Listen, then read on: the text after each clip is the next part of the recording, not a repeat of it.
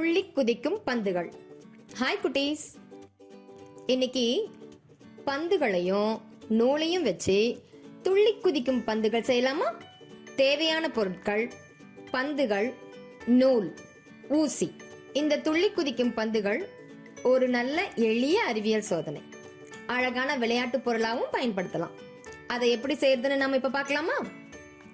ஒரு நீளமான நூல் கோர்க்கப்பட்ட ஊசியை எடுத்து அதை பயன்படுத்தி இந்த படத்துல தெரியற மாதிரி பந்துல குத்தி கோக்கணும். நூல் பந்துல இருந்து வெளியே வராம இருக்க நூலோட முனையில ஒரு முடிச்சு போடணும். நூலோட மறுமுனைய இதே போல மற்றொரு பந்துல குத்தி கோத்துக்கணும். இப்ப நீங்க வச்சிருக்கிற நீளமான நூலோட 2 முனையிலையும் 2 பந்துகள் இருக்கும். இப்போ 2 சம அளவுள்ள பந்துகளை பயன்படுத்தி உருவாக்கினோம் இல்லையா?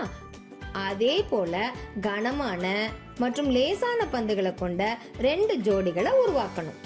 முதல்ல இது போன்ற சம எடையுள்ள 2 பந்துகளை எடுத்துக்கோங்க. அவற்றை நூலின் நடுவுல கையை பிடிச்சு தொங்க விடுங்க. அப்புறம் ஒரு பந்தை தனியா இழுத்து அதை மற்றொரு பந்துக்கு மேல மோதுற மாதிரி விடணும். பந்துகள் மோதிக்கொண்டு மீண்டும் மீண்டும் துள்ளி குதிக்கும். நூலை மேலும் கீழும் ஆட்டுறது மூலமா நீங்க பந்துகளை துள்ளி குதிக்க செய்யலாம். இது ரொம்ப வேடிக்கையா இருக்கு இல்லையா?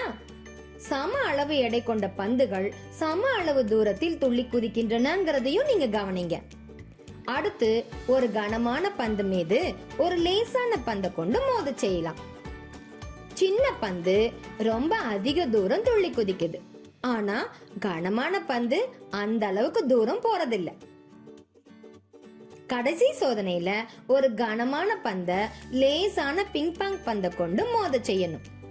பிங்பாங் பந்து எடை குறைவா லேசா இருக்கிறதால ரொம்ப அதிக தூரம் போகுது.